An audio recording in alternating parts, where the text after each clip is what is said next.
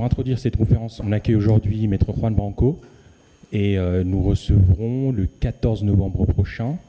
le président de la plus importante ligue de football au monde, Monsieur Javier Tebas. Rapide présentation de votre parcours, maître. Vous êtes écrivain, vous avez publié une dizaine d'ouvrages, parmi eux Assange, L'Anti-Souverain, Lutte, Abattre l'ennemi, ainsi que Crépuscule, livre vendu à plus de 150 000 exemplaires. Vous êtes donc, et c'est la fonction qui justifie votre venue aujourd'hui, avocat au barreau de Paris. Ok. Alors, après une formation à la Sorbonne, à Sciences Po, à l'Université de Yale, ainsi qu'un doctorat obtenu en droit international à l'École normale supérieure d'Ulm, vous avez exercé au ministère des Affaires étrangères lors du conflit syrien, ainsi qu'auprès de M. Luis Moreno Ocampo, le premier procureur général de la Cour pénale internationale.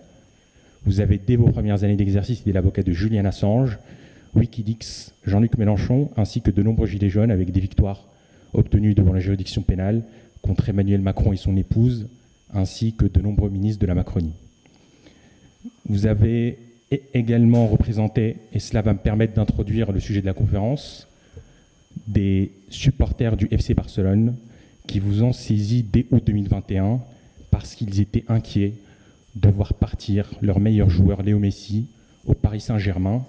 alors que ce club disposait déjà des meilleurs joueurs du monde, des joueurs qui étaient grassement payés, et que ce club devait en principe être soumis à des règles comptables visant à limiter ses dépenses. Ces supporters voulaient donc, en vous saisissant, faire sanctionner les contournements à la règle de droit qu'avait pour habitude de pratiquer le Paris Saint-Germain. Un an plus tard, la Liga, apprenant que Kylian Mbappé n'allait finalement pas rejoindre le Real Madrid, mais renouveler son contrat avec le Paris Saint-Germain, avec des chiffres, selon la presse, avoisinant les 100 millions d'euros par an, qu'elle vous a sollicité pour défendre ses intérêts devant des juridictions françaises et européennes, afin de cette fois faire cesser définitivement les contournements à la règle que pratiquait le Paris Saint-Germain. C'est précisément sur ce sujet que portera la conférence d'aujourd'hui. Je peux donc dorénavant vous céder la parole, maître, pour que vous puissiez nous exposer plus en détail les enjeux de droit économique que soulèvent les différents recours que vous avez engagés au nom de la Liga après le renouvellement du contrat de Kylian Mbappé devant les juridictions françaises et européennes. La parole est à vous, maître.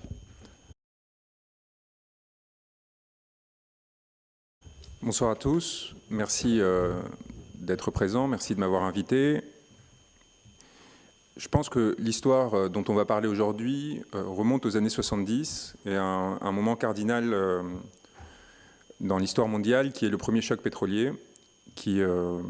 va permettre à la civilisation occidentale de se rendre compte que la croissance à laquelle elle s'était habituée depuis plusieurs décennies dépendait de l'exploitation de ressources fossiles auxquelles l'accès n'était pas garanti. On a une civilisation moderne qui s'est constituée à partir du 19e siècle sur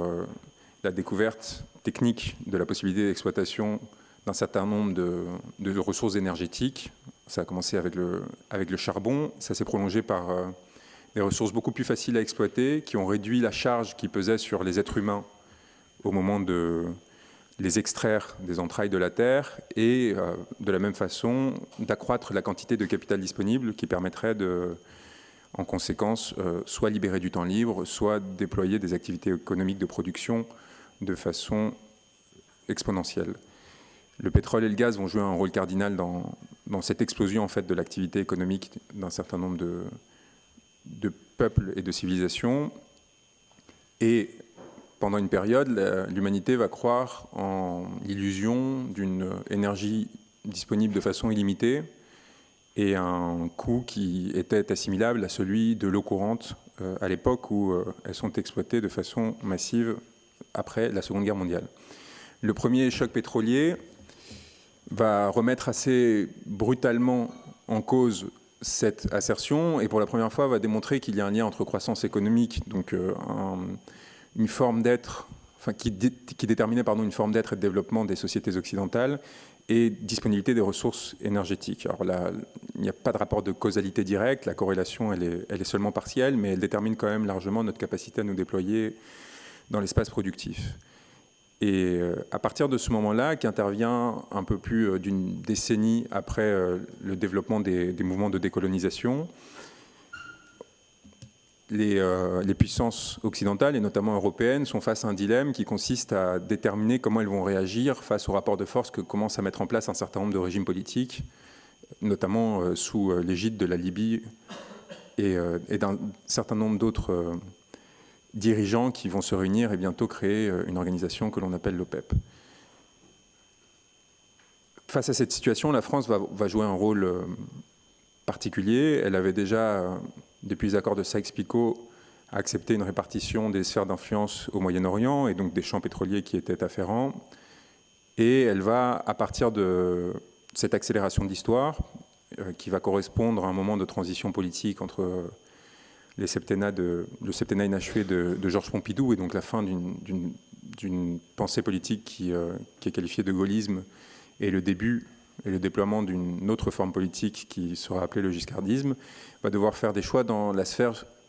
stratégique et géopolitique qui vont être cardinaux et qui vont déterminer encore aujourd'hui la nature de notre régime. Parmi ceux-là, ça va être la décision qui va devoir être prise, c'est l'attitude à avoir par rapport à un certain nombre de territoires qui, au Moyen-Orient, sont relativement dépourvus d'organisation politique parce qu'ils sont relativement dépourvus de population par rapport à leur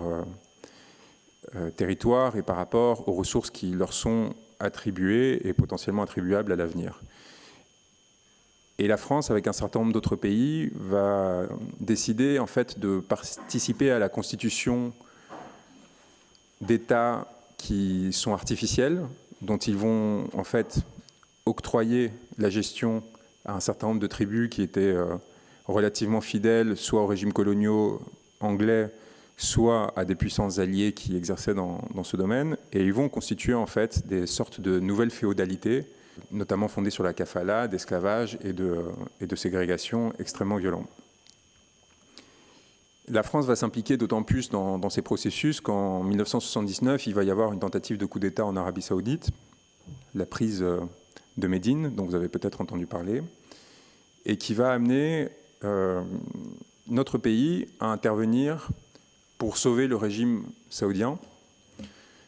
et, face à l'attentisme des États-Unis, créer des liens d'allégeance vis-à-vis de la royauté qui vont en retour permettre à la France de faire face à une crise monétaire, une dépendance par rapport à un certain nombre de circuits financiers qui lui permettaient de faire face à la dette qui commençait à grandir du fait, d'une part, de la crise énergétique et pétrolière directement, qui avait renchéri lourdement le coût d'approvisionnement en pétrole, et d'autre part, à l'augmentation constante du chômage, qui va évidemment peser sur les finances publiques et plus largement sur ces deux phénomènes, pesant par ailleurs sur l'appareil productif français de façon importante et réduisant sa compétitivité, ce qui va permettre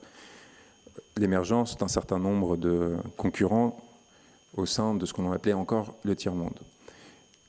La France donc intervient aux côtés des Saouds pour empêcher ce coup d'État et va contribuer dans la foulée au raidissement du régime, à la reprise de pouvoir des oulémas et à la transformation de l'Arabie saoudite en l'un des régimes les plus intégristes que l'histoire a déjà connu, avec par ailleurs une puissance de frappe extraordinaire qui va lui permettre d'exporter son idéologie, d'alimenter un certain nombre d'intégrisme et de fanatisme à l'échelle du monde et, in fine, notamment suite à un certain nombre d'alliances géopolitiques avec les États-Unis, d'enfanter les événements que l'on sait à partir de la fin des années 90 via un certain nombre de groupes terroristes. Évidemment, l'objectif est non seulement d'obtenir pour la France des ressources en retour qui vont lui permettre de faire face à cette crise monétaire et de la dette qui commence à émerger, qui lui permettent notamment de ne pas être considéré par le FMI comme un État en difficulté, ce qui, en termes de statut, est extrêmement important. Rappelons que la France était quand même la deuxième puissance économique mondiale encore dans les années 60, donc il y a une dégradation qui intervient très rapidement après ce premier choc pétrolier. Mais ça va l'amener aussi à obtenir en retour des flux d'argent extraordinaires qui sont directement tirés de la rente pétrolière saoudienne et qui vont alimenter notamment des commandes militaires et aussi évidemment des partis politiques sous la forme de rétrocommissions. Et donc on va voir peu à peu émerger des circuits de corruption qui vont pour la première fois prendre une ampleur extraordinaire dans ce pays, qui vont permettre de financer des campagnes politiques qui alors ne font l'objet d'aucune réglementation, qu'elle soit d'ordre législatif, réglementaire ou autre, et à partir de là, créer un lien de dépendance entre notre personnel politique, notre soi-disant élite, et une partie d'État, puisque de l'Arabie saoudite, progressivement, l'on va étendre cette dépendance à un certain nombre d'autres Émirats qui y sont liés. La France va maintenir des alliances traditionnelles, notamment avec l'Irak, mais ça sera dans la région, mais ça ne sera pas l'objet de notre discussion. Ça nous permet seulement de comprendre la genèse peut-être du lien qui nous unit au Qatar, qui à l'époque n'est absolument pas une puissance exportatrice de matières premières et notamment de flux énergétiques, et qui ne va le devenir sérieusement, qui est principalement sous influence anglaise, et qui ne va devenir sérieusement une puissance exportatrice et une alliée importante de la France, qu'à partir des plans qui sont déployés par le père de l'émir actuel, qui vont lui permettre de maîtriser la technologie de liquéfaction du gaz naturel, donc le déploiement du GNL, à un moment où très peu de puissances étatiques investissent dans ce domaine, et qui vont lui permettre en fait très rapidement de mettre en place un certain nombre de terminaux gaziers qui vont permettre l'exportation de ces ressources qu'elle partage en partie avec l'Iran. Une grande partie des ressources du Qatar s'inscrivent dans un champ gazier qui est partagé avec l'Iran et qui vont venir alimenter un certain nombre d'économies occidentales à travers des contrats de long terme, le Qatar se distinguant notamment par justement la mise en place de partenariats de long terme qui permettent de stabiliser l'accès aux ressources et en conséquence évidemment de sécuriser à l'inverse les ressources de l'État qatarien. Cette stratégie ne vise qu'à alimenter les caisses d'un État qui, à l'époque et encore largement aujourd'hui, se confond parfaitement avec celle de la famille royale, et en particulier de la famille Al Thani.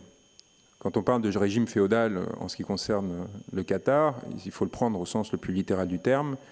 et considérer qu'il y a de façon structurelle une confusion entre ces deux espaces,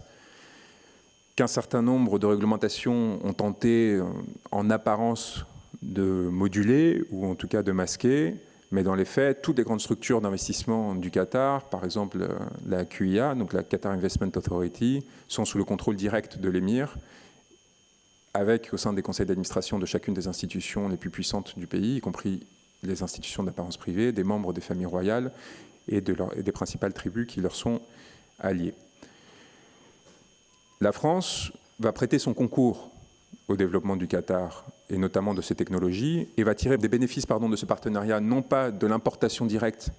de GNL, qui reste relativement marginale dans notre consommation énergétique, mais de sa capacité à bénéficier par ricochet des flux financiers qui sont tirés pour le coup par le Qatar de l'exploitation de sa rente gazière à travers des partenariats stratégiques, notamment avec des grandes entreprises comme Total. En parallèle, elle va prêter son concours politique direct au régime du Qatar, suite au coup d'État qui va amener un changement de régime autour de 1995 au Qatar. Il va y avoir, après un moment d'attentisme qui va être largement critiqué par la famille royale,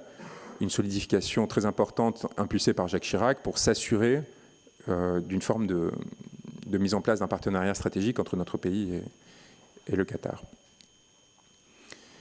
Donc, le père de l'émir actuel qui va mettre en place le développement économique du Qatar va céder le pouvoir à son fils en 2013. Son fils qui va mettre en place une stratégie ambitieuse de développement non plus seulement économique, mais aussi géopolitique, idéologique, qui va s'inscrire dans la continuité de la création notamment d'Al Jazeera par son père, qui avait pour vocation d'accroître l'influence de ce petit territoire où à peine quelques centaines de milliers de personnes sont considérées comme des citoyens sur une population de plusieurs millions de personnes. Alors pourquoi est-ce que le Qatar ressent cette nécessité de développer une stratégie d'influence majeure qui va permettre notamment l'émergence et le renforcement massif après leur quasi-disparition, de mouvements liés aux frères musulmans dans une grande partie du monde arabe, et qui vont participer, évidemment, comme vous le savez, de façon tout aussi massive aux révolutions, enfin aux printemps arabes, tels qu'on les a appelés,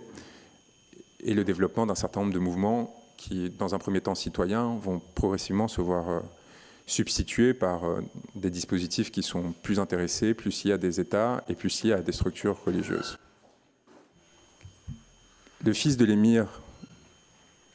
commence à mettre en place une stratégie qui va notamment se déployer sur un axe important qui est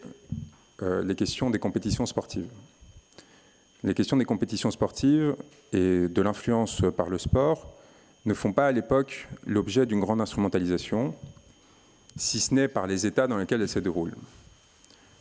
Le football a été un vecteur privilégié d'influence qui a été utilisé par les États depuis de nombreuses années, de par la capacité de fascination qu'elle crée au sein des populations et notamment au sein de sa jeunesse, réussissant à toucher notamment au sein des classes populaires, donc les plus fragiles et les plus distantes du monde politique, une forme de fascination et une puissance d'affect qui va amener un certain nombre de clubs, de footballeurs, de se faire le relais d'idéologies politiques diverses, et notamment en Espagne, une mobilisation très importante d'un club comme le Real Madrid pour défendre le centralisme franquiste pendant la deuxième partie du régime dictatorial qui a été mis en place suite à la guerre civile de 1936, avec pour idée d'utiliser ce club non seulement à l'échelle nationale, avec par ailleurs une protection particulière qui va être octroyée dans un second temps au FC Barcelone pour s'assurer que l'indépendantisme catalan trouvera là une forme de jugulation et d'expression via des moyens qui ne sont pas agressifs à l'égard du pouvoir directement et qui peuvent s'exprimer à travers des stades de football. Et par ailleurs, évidemment, sur l'échelle européenne, à travers la participation dans des compétitions de football organisées par l'UEFA, du Real Madrid, ce qui permet de rompre en partie l'isolement qui avait été mis en place suite à la fin de la Seconde Guerre mondiale par cette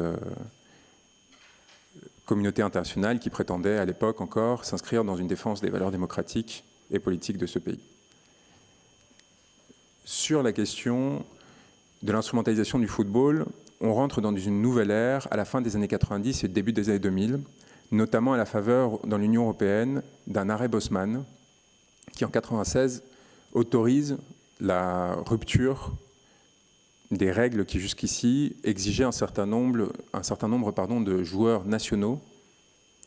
au sein de chaque club de façon à limiter, à préserver l'identité des 10 clubs. L'arrêt Bosman rompt avec cette tradition qui permettait de préserver un ancrage territorial des 10 clubs et va ouvrir une phase de libéralisation et de financiarisation extrêmement puissante du football européen avec des stratégies de pillage et d'accumulation des plus grands talents à l'échelle mondiale par les clubs européens et à l'échelle européenne qui va favoriser une concentration des résultats sportifs et des réussites économiques au sein d'un certain nombre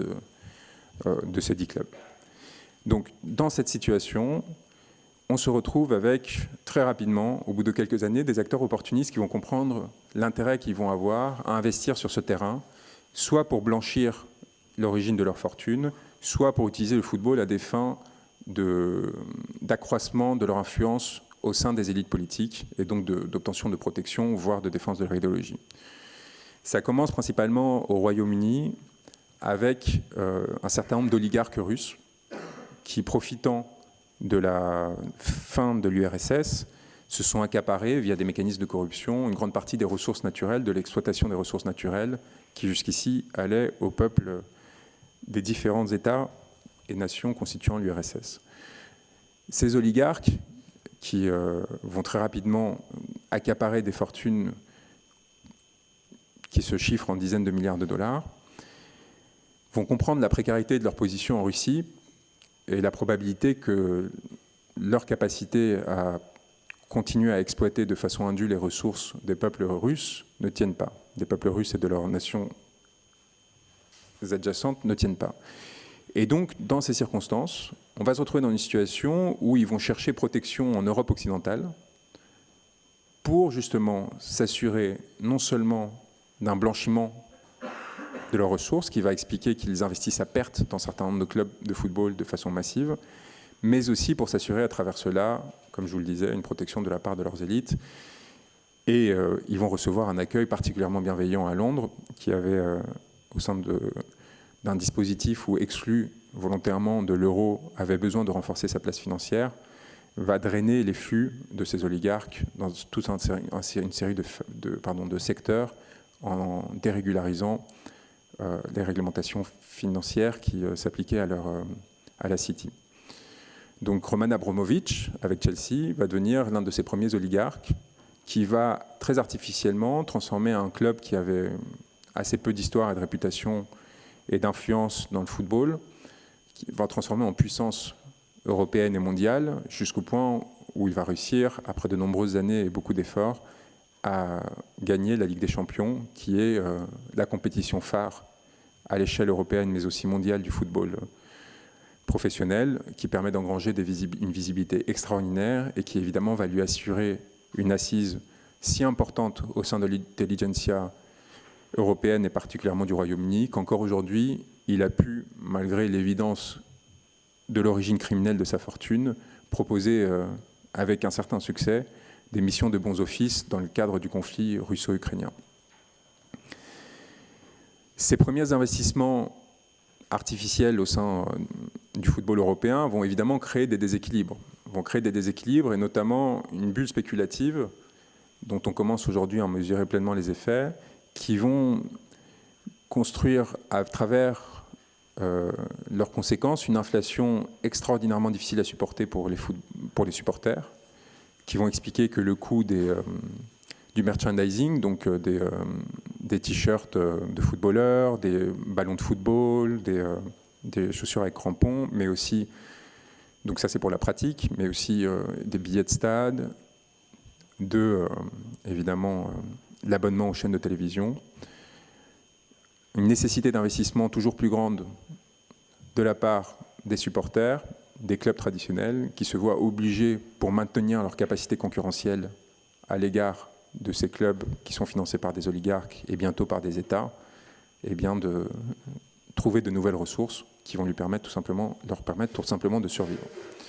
Ça va évidemment créer aussi des flux de corruption extrêmement graves qui vont s'étendre, dans un premier temps, de la sphère footballistique jusqu'aux sphères politiques, avec tous des systèmes de commission et de rétrocommission particulièrement importants, et une concentration de ressources extraordinaires entre les mains de quelques insiders, quelques centaines, voire quelques milliers de personnes qui auront le contrôle sur ces revenus. Dans ces circonstances, le Qatar comprend, et de façon plus générale, face à la mondialisation d'un certain nombre d'événements sportifs et après le développement de la télé câblée, donc qui amène au développement de Al Jazeera, l'intérêt d'investir dans ce domaine. Al Jazeera va créer une antenne dédiée au sport qui sera l'ancêtre de beIN Sport dès 2003. L'émir, donc le fils de l'émir de l'époque, qui est devenu l'émir depuis, va très rapidement s'impliquer dans cette stratégie et va chercher, dès 2008, à organiser des Jeux Olympiques au sein de l'Émirat, qui évidemment ne dispose d'aucune forme d'infrastructure afin de mettre en œuvre cette stratégie. Et pour arriver à leur fin, ils vont mettre en place, en particulier dans le football, une stratégie assez multiforme qui va, d'un côté, s'appuyer sur la tentative d'organisation de compétitions sportives, et notamment de l'obtention de l'organisation de la Coupe du Monde de football de 2022, qui à l'époque apparaît parfaitement illusoire. Rappelons que le Qatar était concurrent des États-Unis, rien que ça. Le développement d'un réseau médiatique extrêmement puissant qui va permettre en fait d'arroser de façon légale l'ensemble des fédérations et ligues professionnelles européennes, nationales, mais aussi évidemment internationales, ce qui en retour va leur permettre d'obtenir de l'influence au sein des confédérations et donc d'obtenir des voix qui vont leur permettre d'obtenir l'organisation de ces compétitions qu'ils désirent. beIN Sport dépensant des dizaines de milliards d'euros au cours de son existence en pure perte à cette fin. Et enfin, la dernière partie de cette stratégie, qui va se concentrer sur un territoire spécifique, la France, l'achat d'un club de football, dont la vocation est de devenir un club étendard qui permette de légitimer l'investissement massif et la prise de position du Qatar au sein d'un sport dans lequel il n'a évidemment eu aucune influence jusqu'alors, dans lequel il n'a aucune forme de tradition, et où le Qatar va tenter d'attraire les principales stars mondiales afin de s'assurer que son rayonnement permette non seulement de légitimer ses investissements, mais a fortiori, évidemment, dans un second temps, de créer une forme de sympathie à l'égard de cet émirat qui normalise un régime politique qui ne peut pas être normalisé et qui justifie son existence à un moment où les revendications sociales étant de plus en plus importantes, notamment de justice à l'échelle mondiale, on s'interroge sur le sens de la répartition des ressources, non plus à l'échelle nationale, mais qui justifie qu'un si petit territoire et un si petit nombre de personnes au sein de ce territoire concentrent des ressources aussi importantes parce que le hasard les aurait fait naître dans un espace où des ressources naturelles qui sont nécessaires pour le monde entier étaient disponibles de façon extrêmement abondante. Évidemment, la seule façon d'assurer la captation de la rente gazière consiste à mettre en place un régime extrêmement autoritaire qui vous permette de vous assurer qu'alors que vous êtes parfaitement minoritaire sur votre territoire, je le rappelle, quelques centaines de milliers de citoyens sur une population de plusieurs millions de personnes, aucune contestation ne pourra naître, qu'elle soit d'ordre social, politique ou évidemment économique. Comme en Arabie Saoudite, où les Saouds ont mis en place une alliance avec les clercs, faisant du royaume une sorte d'antre du wahhabisme et leur permettant d'exercer un contrôle social extrêmement important sur leur population, ce qui permet de tenir l'ordre existant et de justifier les écarts extraordinaires, non seulement de raison, mais aussi de logique d'un régime qui, tout en se prétendant le cœur de l'islam et la pureté incarnée, fait alliance avec un certain nombre de démocraties libérales et crée un double standard au sein de leur population entre la capacité d'exercer un certain nombre de droits qui sont considérés comme fondamentaux en Occident et une autre partie de la population qui va en être parfaitement exclue. Le Qatar va faire de même avec une autre forme d'islam et avec évidemment le développement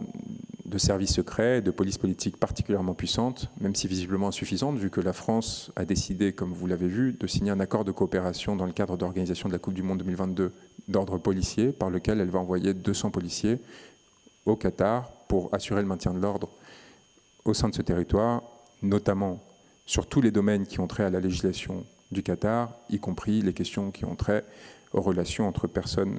consentantes qui ne sont pas du même sexe ou qui ne sont pas mariées. Et c'est une question qui m'apparaît fascinante de savoir quelle attitude auront les policiers, policières et gendarmes qui devront exercer avec leurs uniformes français sur le territoire du Qatar cet hiver, lorsqu'il leur sera demandé de participer à la répression de ces crimes et délits au sein de la législation qatari. Donc le Qatar va se retrouver dans cette situation de rigidification politique qui est le fruit naturel en fait de ce déséquilibre qui lui-même est le fruit de l'absurdité du régime politique dans lequel ils sont inscrits, et va essayer de normaliser, de faire oublier la nature de ce régime à travers le football. Il y a évidemment une problématique, c'est comment est-ce que vous réussissez à investir un domaine qui est à ce point convoité et qui par ailleurs commence à être régulé comme le football,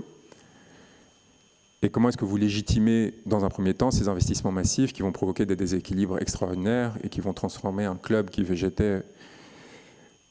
au milieu dans le meilleur des cas du classement du championnat de France, comment vous allez transformer en l'un des clubs les plus puissants du monde en seulement quelques années. La stratégie va être relativement simple, brutale, j'allais dire vulgaire. Elle va s'appuyer sur des mécanismes, encore une fois, de corruption massif. Une stratégie du chéquier qui va être mise en œuvre sous le quinquennat Sarkozy, dans le cadre d'un accord stratégique entre Nicolas Sarkozy et le prince héritier, qui va être scellé, non pas comme cela a été raconté seulement lors d'un déjeuner, dans mon souvenir, le 23 novembre 2010, auquel assiste Michel Platini, et par lequel Michel Platini s'engage au nom de l'UEFA à voter pour la candidature du Qatar quelques semaines plus tard pour l'organisation de la Coupe du Monde 2022, en échange de quoi le Qatar s'engage notamment à acheter le PSG et à faire du PSG un club d'influence mondiale, ce qui permettra à la France de retrouver un rang dans un sport où depuis Bernard Tapie et les manœuvres qu'il avait mises en œuvre, elle n'arrive pas à rayonner, ce qui la prive d'un relais d'influence particulièrement important. Cette stratégie donc ne va pas se déployer à partir de ce jour-là, mais elle va se concrétiser ce jour-là. Et en fait, elle commence dès le 3 février de cette même année, lors d'un entretien entre le prince héritier et Nicolas Sarkozy, par lequel celui-ci lui offre la Légion d'honneur, pour des raisons qui nous échappent quelque peu, mais depuis que le majordome de Madame Bettencourt, héritière de L'Oréal, l'a reçu, on ne s'en étonne pas tant que ça. Et par ailleurs, donc, avec une mise en place d'un accord qui va aller bien au-delà du football et qui va permettre l'achat de façon massive par Qatar Airways d'Airbus,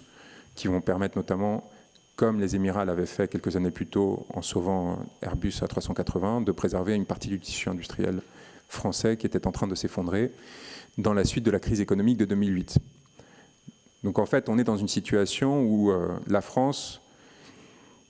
a besoin de capitaux de façon massive et immédiate pour une raison très simple. La crise de 2008 s'accompagne, qui est une crise au départ états-unienne, s'accompagne de l'adoption d'une politique monétaire particulièrement restrictive par la Banque centrale européenne. Ce qui crée immédiatement une tension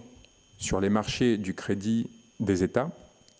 qui va amener au déséquilibre que l'on sait, qui va amener à une deuxième crise dans la crise de 2011, qui elle va être strictement européenne, une crise de la dette, et qui va, sinon couler, du moins initier le démantèlement du projet européen avec, comme vous vous souvenez, les épisodes autour de la Grèce. Cette crise, dont il pourrait sembler qu'elle n'a pas touché la France, en fait, a impacté extrêmement durement la France et sacrifié toute une génération, notamment de jeunes qui, à l'époque, tentaient de s'insérer dans le marché du travail, en maintenant un chômage à des niveaux relativement hauts. Mais elle va surtout amener à une décapitalisation des grands groupes français et, du coup, va amener à les exposer à des manœuvres de prédation par des instances étrangères, mais aussi tout simplement à des risques de faillite de façon massive. Donc c'est à la fois une crise de la dette souveraine, mais également une crise du grand capital. Et donc, à ce moment-là, il apparaît particulièrement urgent et nécessaire de trouver des flux monétaires immédiatement disponibles, dès lors que la Banque centrale européenne, à l'époque dirigée par Jean-Claude Trichet, qui à mon sens a des responsabilités criminelles dans le développement de cette crise et dans la désintégration du projet européen, ne pouvant les chercher donc à travers la planche à billets, à travers des mécanismes d'expansion monétaire qui seront mis en place bien plus tard, va se diriger vers ceux qui détiennent des masses de capital qui sont liées à l'exploitation de matières premières et de ressources énergétiques, donc les Émirats. Et le Qatar va devenir, à partir de ce moment-là, non seulement un partenaire de la France, comme il était depuis au moins le régime de Jacques Chirac de façon intense, mais un partenaire stratégique crucial pour la survie d'un certain nombre de grandes entreprises, pour la survie du tissu industriel français tel qu'il était structuré à l'époque, et plus généralement pour la capacité de la France à continuer à exercer un rôle dans les affaires économiques et géopolitiques mondiales. Et donc c'est dans ce cadre-là que le Qatar, via sa branche QIA notamment, mais aussi via une série d'autres véhicules d'investissement, va entrer au capital d'un grand nombre de groupes français, que ce soit Vinci, Suez, Lagardère et ainsi de suite, afin de soutenir l'appareil productif français et évidemment par ricochet soutenir Nicolas Sarkozy dans sa stratégie d'influence, et c'est là l'importance d'investissement à perte dans des groupes qui pourtant ne présentaient à l'époque pas d'intérêt stratégique pour le Qatar, comme Lagardère, qui, comme vous le savez, est propriétaire, ou était propriétaire pour être plus précis, du JDD, donc du principal hebdomadaire français, de Europe 1, qui est à l'époque l'une des principales radios généralistes françaises, elle a coulé depuis, et de Paris Match, qui était le principal organe de propagande people, qui sert la réputation des hommes politiques français, comme nous avons tenté de le démontrer dans un certain nombre d'ouvrages. En rentrant au conseil d'administration de l'ensemble de ces groupes, Nicolas Sarkozy essaye donc de combiner ce qu'il considérait être une action d'homme d'État et ses intérêts politiciens immédiats. Les compromis à accepter vont être particulièrement lourds, et c'est seulement dans ce contexte que l'on peut comprendre que l'on ait accepté le ridicule consistant à voter pour le Qatar dans le cadre de l'organisation de la Coupe du Monde 2022 et attribuer au Qatar l'organisation de cet événement qui va amener à un chamboulement du calendrier sportif des principales compétitions européennes, à la construction de stades climatisés et à la mort de milliers d'ouvriers qui vont être appelés notamment du sud-est asiatique et traités comme des esclaves pour s'assurer que les chantiers des infrastructures qui avaient été promises par le Qatar soient finis à temps, ce qui n'est même pas garanti à ce stade en ce qui concerne en tout cas les infrastructures hôtelières à moins d'un mois de l'organisation de la Coupe du Monde. Aucune de ces infrastructures n'était existante à l'époque et il va falloir la contribution massive d'un certain nombre d'acteurs économiques, notamment français, notamment le groupe Accor, et on retrouvera le lien entre Accor et le PSG un peu plus tard pour s'assurer de maintien de l'organisation, de la bonne organisation de cette compétition. Évidemment, pour obtenir le soutien de Nicolas Sarkozy, il ne faut pas seulement avoir une stratégie d'influence qui repose sur des questions purement stratégiques, mais s'assurer de lui être utile. Et le Qatar, à partir de cette époque, va mettre en place un certain nombre de réseaux de corruption et d'influence au sein du Petit Paris qui vont arroser de façon très large des politiciens, des avocats, des hommes d'affaires, des journalistes, de façon à améliorer l'image du territoire dans ce pays et évidemment de normaliser encore une fois les liens stratégiques qui commencent à se mettre en place entre des régimes qui, théoriquement, devraient être antithétiques. Cela va amener à des personnalités comme Rachida Dati, comme vous le savez ou comme vous pourriez le savoir si vous cherchiez son nom associé à celui du Qatar, pourtant ministre de la Justice, a décidé qu'il était opportun de mettre en place un accord de coopération avec les institutions qataries et notamment une école de formation commune de magistrats. J'imagine que la compatibilité entre la charia et les lois de la République française ne posait pas de problème à l'époque. En tout cas, le projet a fait long feu. Je ne sais pas si c'est heureux ou pas, mais ça permet de voir le niveau de porosité et d'aveuglement que les millions qui vont être mobilisés dans le cadre de cette stratégie influence vont provoquer et qui vont nous amener à une situation qui, à mon sens, n'était pas compatible avec nos principes démocratiques et avec la possibilité même de préservation du système démocratique français. Le football, donc, va servir, comme dans cette stratégie d'influence, aussi pour, tout simplement, par les relations mondaines qu'il permet de produire, par les invitations au sein du parc, dans les tribunes présidentielles, par l'organisation d'un certain nombre d'événements parallèles, par la mobilisation à des fins directement ou indirectement politiques du PSG, que ce soit des opérations de propagande en faveur du Qatar ou plus généralement une stratégie d'attraction de la part de personnalités au Qatar via le PSG, va nécessiter un investissement complètement sidérant qui va paraître incompatible avec les régulations qui sont en train de naître à l'échelle européenne concernant ce qu'on appelle le fair play financier et qui sont mises en place par le même Michel Platini qui a attribué la Coupe du Monde au Qatar. Vous imaginez bien qu'en conséquence de quoi, ces régulations ne vont jamais trouver à s'appliquer d'une quelconque façon et ne vont servir que de paravent, permettant de répondre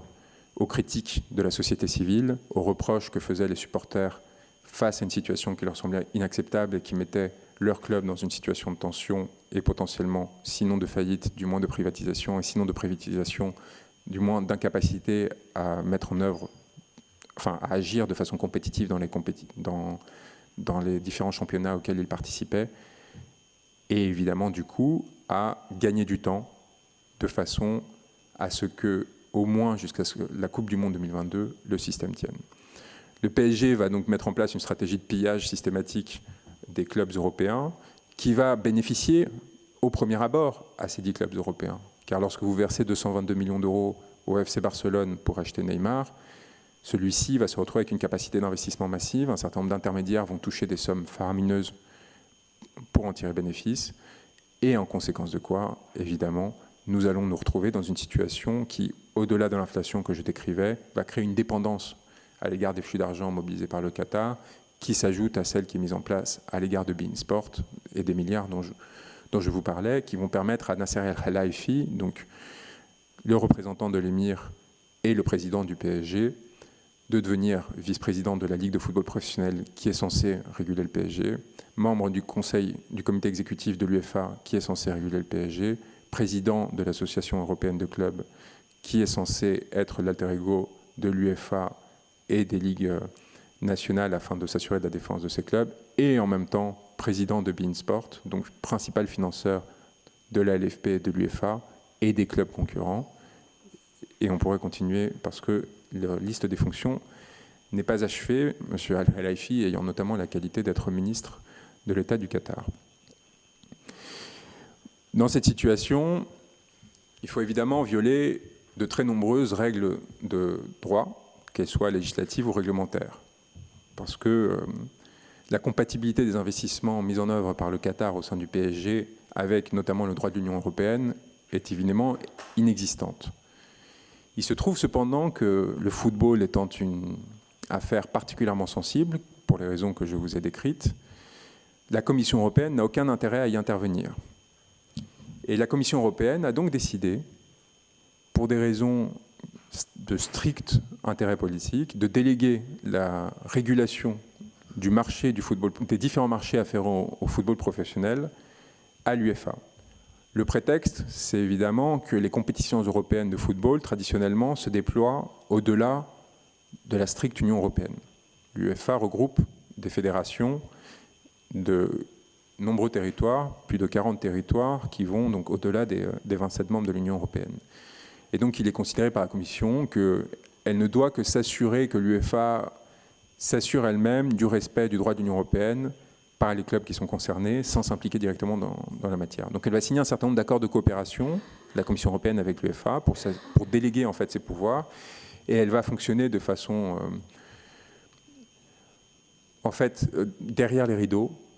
Elle va s'assurer qu'il y a un respect minimal des règles qu'elle dicte, ou en tout cas une apparence de respect. Et c'est dans ce cadre-là, donc, comme je le disais, que le fair play financier, les règles de fair play financier vont naître sous l'impulsion de Michel Platini, et qu'elles vont avoir vocation à s'appliquer, sauf que l'UEFA étant l'un des organismes les plus corrompus qui existent au sein de cette planète, évidemment, il va y avoir en permanence des arrangements de toutes sortes qui vont empêcher la mise en place des sanctions effectives qui devaient tomber sur les clubs États et clubs oligarchiques qui violaient les règles qui avaient été adoptées, que ce soit le PSG, Manchester City et depuis peu Newcastle en ce qui concerne les clubs États, j'en oublie évidemment, et des clubs oligarchiques, une multiplication, parce que évidemment l'exemple de Roman Abramovich s'est déployé jusque en France, on parle beaucoup du PSG, on parle assez peu de Monaco, mais je pense que l'exercice de Ribolev à Monaco et l'usage qu'il fait des privilèges fiscaux qui sont octroyés à ce micro-État que l'on laisse perdurer pour des raisons que la raison ne comprend pas si elle n'est pas corrompue, ne sont pas des moindres dans notre discours. Dans ces circonstances-là, personne n'ose entrer en rupture avec ce système pour une raison très simple, tout le monde en bénéficie. Tout le monde bénéficie de l'inflation extraordinaire des droits télévisés. Tout le monde bénéficie des sommes d'argent extraordinaires qu'injectent les oligarques et les États au sein du football professionnel. Et tout le monde, enfin, bénéficie des investissements qui, par ricochet, sont faits à partir de ces sommes et qui permettent d'accroître le rayonnement des clubs européens. Tout le monde en bénéficie, encore une fois, sauf les supporters qui, d'une part, n'y comprennent plus rien, voient comment des clubs traditionnels puissants commencent à prendre une place extraordinaire, voient comment, par ailleurs, les compétitions européennes,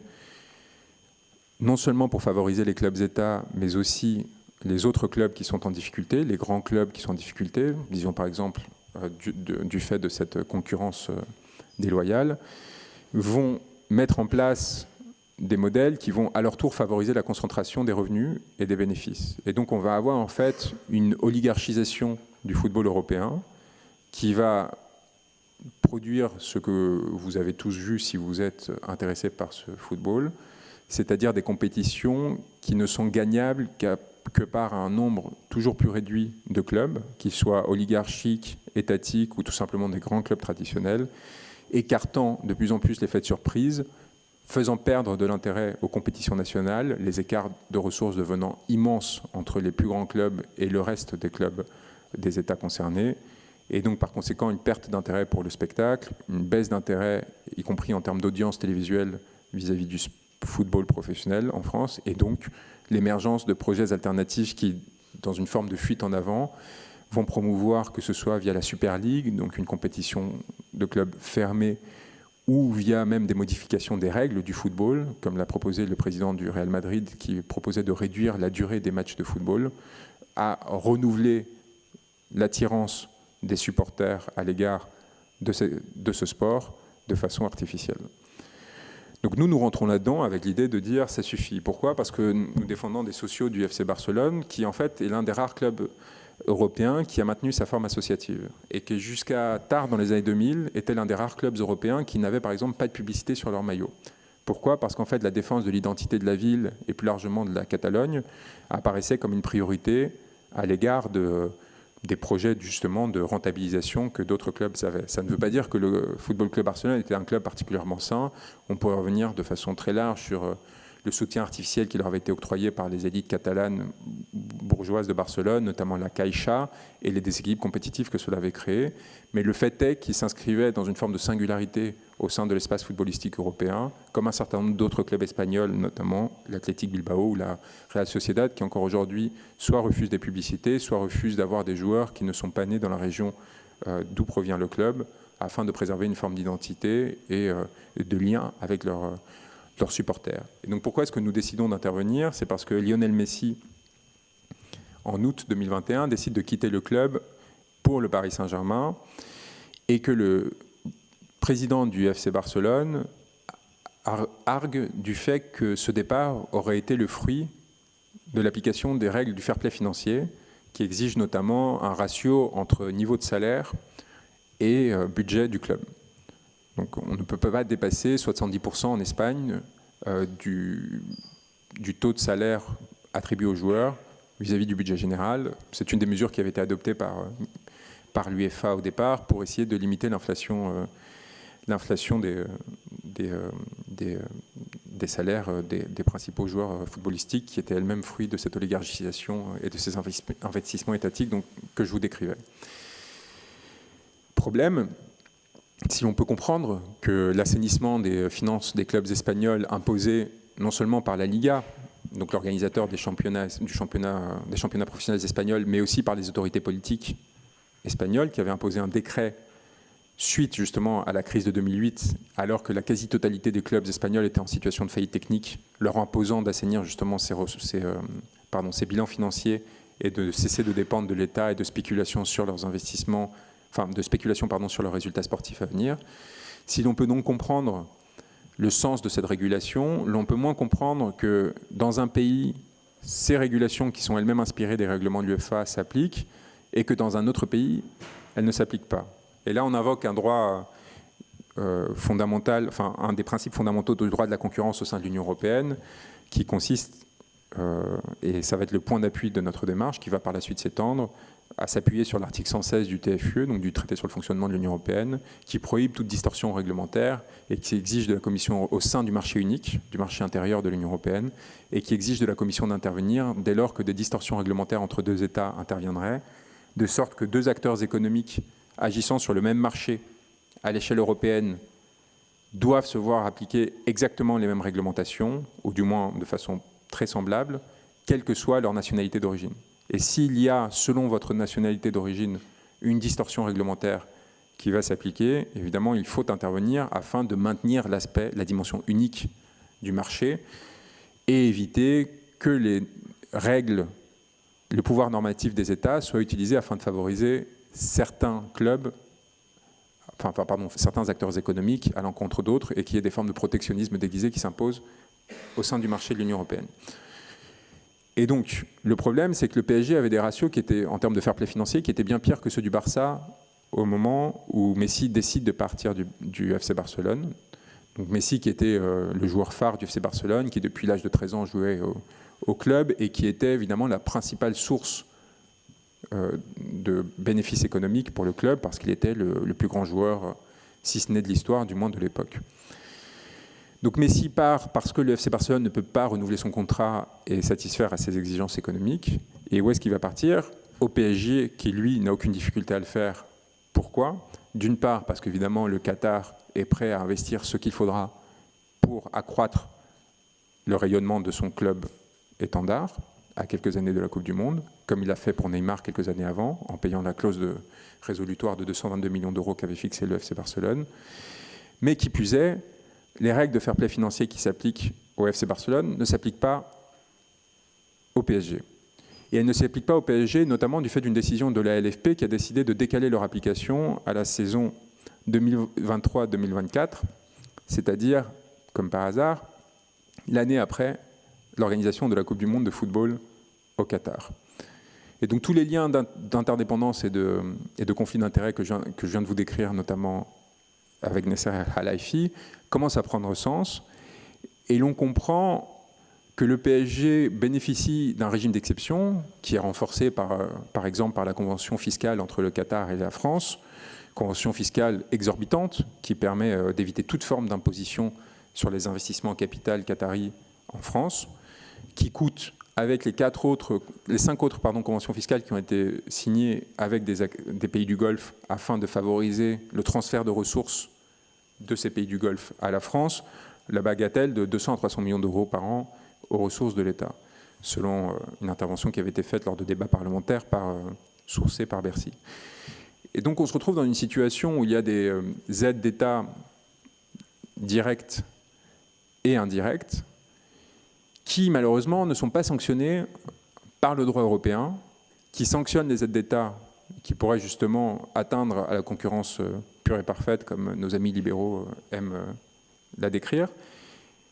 mais qui ne les sanctionnent que si elles interviennent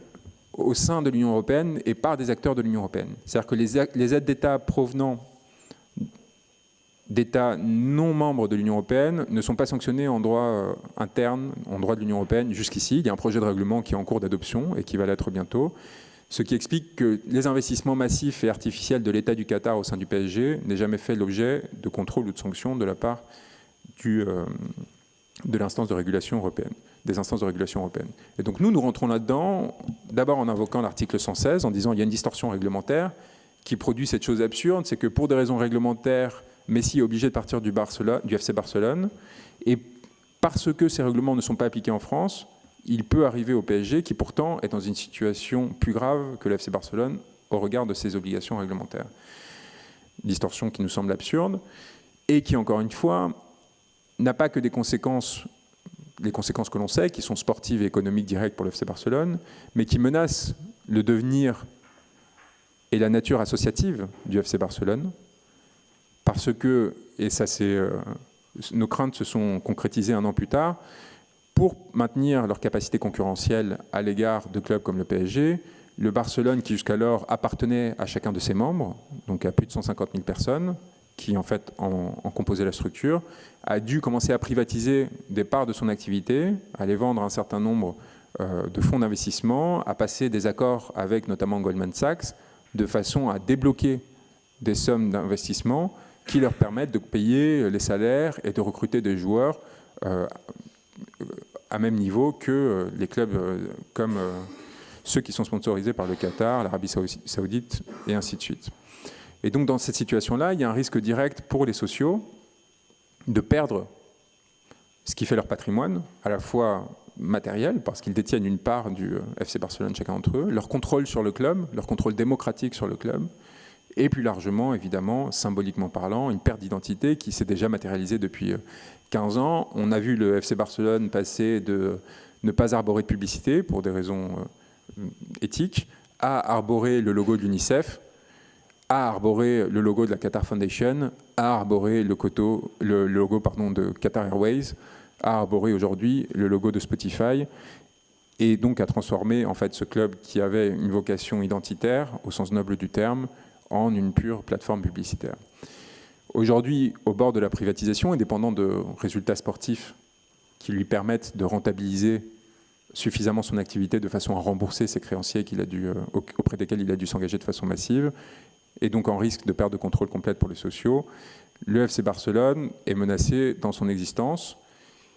Et plus grave que cela, s'il ne l'était pas, ce serait simplement parce que l'on saurait ou l'on présumerait que l'État espagnol ne laisserait jamais couler cette institution pour des raisons X ou Y et serait prêt à le renflouer au dernier moment en investissant des centaines de millions, voire des milliards, pour payer les dettes, au détriment évidemment du coût des contribuables espagnol. Et il y a peut-être aussi une dimension symbolique plus charnelle, mais qui est importante puisque c'est celle-ci qui fait la puissance du football européen et sa capacité d'influence. C'est évidemment la désillusion de voir quelqu'un ce qui est devenu extrêmement rare dans le football professionnel, depuis près de 20 ans, était resté au sein du même club, malgré évidemment les offres mirobolantes qui lui avaient été faites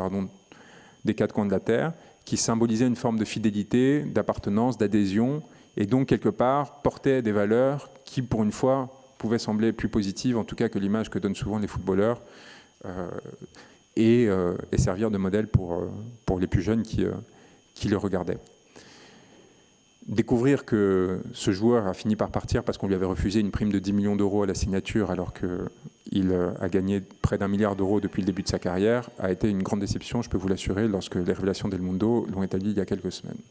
En toutes circonstances, on décide donc d'agir auprès de la Commission européenne en lui demandant d'inquiéter, de reprendre ses prérogatives, de cesser de laisser à l'UEFA la mise en œuvre de régulations qui ne sont absolument pas appliquées, et une fois que nous obtenons la décision de la Commission, d'en arriver au tribunal de l'Union européenne, où nous aurons une audience le 18 octobre pour présenter nos arguments, ce qui n'était évidemment pas donné, parce que l'intérêt à agir pose question en tant que sociaux du FC Barcelone. On essaie de proposer un certain nombre de novations jurisprudentielles qui ont suscité l'intérêt du tribunal, puisque l'affaire a été rapportée par le juge le plus expérimenté du tribunal, qui était son président, Marc Jäger, et que par ailleurs une décision de tenir une audience a été prise, alors qu'il s'agit justement d'une décision qu'elle n'est pas du tout garantie dans ce genre de procédure. Et encore une fois, alors que nous représentons a priori strictement personne, ou en tout cas personne au regard des agents de la Commission qui au début nous traitaient avec une morgue assez extraordinaire et assez symptomatique de l'état, encore une fois à mon sens, de corruption pour le coup des institutions européennes. Sur quoi est-ce qu'on s'appuie? On s'appuie donc sur l'article 116, sur la distorsion réglementaire. On réussit à rattraper les aides d'État, et on réussit à les attraper, donc les articles 107 et 108, notamment au regard de cette convention fiscale, et on essaie d'y rattacher les décisions normatives qui ont été prises en faveur du PSG par les instances nationales du fait des situations de conflit d'intérêts que l'on a décrites. Et donc, on essaye de démontrer comment, en fait, la France a cherché à contourner les régulations sur les aides d'État qui s'imposent aux États de l'Union européenne en mettant en place un accord de coopération avec le Qatar dans l'objectif, justement, à travers cet accord de coopération, de pouvoir investir massivement dans un des secteurs stratégiques sur lesquels la France souhaitait se renforcer sans avoir à s'en justifier et donc à artificiellement renforcer un acteur économique au détriment des autres acteurs de l'Union européenne. Et enfin, et de façon beaucoup plus solide à notre sens, évidemment, nous attaquons sur l'entente et sur les notions d'accord d'entreprise. C'est-à-dire que nous décrivons le Qatar comme étant une entité au sens économique et au sens du droit de l'Union européenne qui agglomère, d'une part parce que la confusion entre ressources d'État et ressources privées appartenant à l'émir est complète, et d'autre part, du fait du système qui a été créé entre d'un côté le PSG et de l'autre beIN Sport, qui permettent d'intervenir en amont et en aval des différents marchés afférents au football professionnel, et en conséquence de quoi, de prendre en étau les régulateurs et organisateurs de compétitions sportives, notamment la Ligue de football professionnel, dont nous interrogeons, et ça va être le sujet d'une décision de la CJUE en novembre, le conflit d'intérêts, qui consiste à être à la fois organisateur de compétitions sportives, donc à en fixer les règles, et en même temps acteur économique, bénéficiant d'investissements qui proviennent notamment d'une entité, le Qatar, qui agit donc à la fois comme acheteuse de droits de télévision et comme club de football, et surtout comme principal club de football des compétitions qui sont censées être régulées par ceux qui perçoivent de l'argent des droits de diffusion. Vous voyez une situation en fait qui met en situation de dépendance des instances régulatrices et qui les met en position de conflit d'intérêts et qui explique les décisions favorables qu'elles vont prendre à titre réglementaire de façon systématique à l'égard du PSG, y compris sur les points les plus anodins et presque drôles du terme. Vous vous souvenez parfaitement que lorsque Messi est recruté par le PSG, pour des questions de marketing, on décide de lui attribuer le numéro 30 sur le maillot. Or, malheureusement, il y a au sein du règlement de la FFF ou de la LFP, je ne me souviens pas, un article qui réserve le numéro 30 au gardien de but. Et pourtant, en fait, la LFP, en dehors de tout cadre réglementaire, va autoriser une exception pour Lionel Messi, sans même chercher à s'en justifier d'un point de vue d'un point de vue normatif, on aurait pu s'amuser à faire un recours devant le tribunal administratif sur ce point, mais on a préféré l'intégrer à notre argumentaire plus général. Donc on arrive avec cette aventure quelque part rigolote et un peu absurde, et en plus on va avoir le culot non seulement de se lancer, mais de continuer pendant toute une année à renforcer notre argumentaire avec une équipe de jeunes qui m'accompagnait, de jeunes étudiants de Sciences Po, d'Assas, dont certains sont ici. Et miracle, le PSG va redoubler la mise avec le renouvellement du contrat de Kylian Mbappé, avec des sommes qui là deviennent parfaitement astronomiques et qui empêchent le Real Madrid, qui a beaucoup de défauts, et c'est un Coulet qui vous parle, donc avec aucune sympathie pour ce club a priori, mais qui a quand même la qualité depuis un certain nombre d'années de jouer à l'acteur économique particulièrement conservateur en accumulant des ressources et en se désendettant, de façon à être en mesure, au bout de quelques années, de pouvoir recruter un joueur comme Kylian Mbappé pour se mettre en position de concurrence à l'égard de clubs comme Paris Saint-Germain, Manchester City, etc. Et bien même en faisant cet effort extraordinaire qui vont amener à des mercatos particulièrement insignifiants pour le Real pendant ces années, qui vont les amener à avoir systématiquement des exercices bénéficiaires d'un point de vue économique, une fois que l'heure de vérité intervient, et malgré évidemment toute une série d'accords qui a été mis en place avec Kylian Mbappé, malgré le fait que Kylian Mbappé est pris en photo depuis l'âge de 13 ans avec des maillots du Real Madrid et des posters du Real Madrid dans tous les sens, l'intervention du Qatar, de Al Khelaifi, qui quelques mois auparavant dit qu'il ne partira jamais du club, je ne sais pas si vous vous souvenez, combinée à celle des autorités françaises, avec quand même un appel du président de la République lui-même pour s'assurer que M. Mbappé restera en France, appel qui suit un entretien téléphonique avec Al Thani par lequel il discute un certain nombre d'enjeux stratégiques, dont le football, mais encore une fois, dont Airbus, et notamment le conflit qui à l'époque oppose Airbus à Qatar Airways. Je ne sais pas si vous avez entendu parler de ce conflit qui est en cours par rapport, je ne sais plus si c'est par rapport aux A350 ou A380. Eh bien, dans ce cadre-là, Kylian Mbappé va finir par, évidemment contre une lourde rémunération, rester dans notre pays et continuer à jouer pour le Paris Saint-Germain, ce qui va passablement irriter le président de la Liga, Javier Tebas, qui avait déjà tenté de bloquer le transfert de Neymar du FC Barcelone au PSG en invoquant un certain nombre de dispositions réglementaires, et qui cette fois va décider que la coupe est pleine et va nous demander de travailler avec eux, et va décider non pas de se joindre à nos recours, mais de déposer de nouveaux recours fondés sur les mêmes déploiements argumentatifs, sur le même raisonnement, et qui visent en fait à enfin obtenir une harmonisation des règles concurrentielles au sein du football européen à travers une intervention de la Commission européenne, ce qui serait évidemment, pour ceux d'entre vous qui étudient le droit de la concurrence, une bombe absolue, c'est-à-dire que la Liga demande à la Commission européenne remplisse les formulaires afférents aux articles 101, 102, 106, 107 et dans une moindre mesure 116, il n'y a pas de formulaire spécifique mais qu'importe, et qu'elle lui demande d'intervenir sur ces domaines, ce serait quelque chose d'assez inédit et particulièrement extraordinaire, parce que ça romprait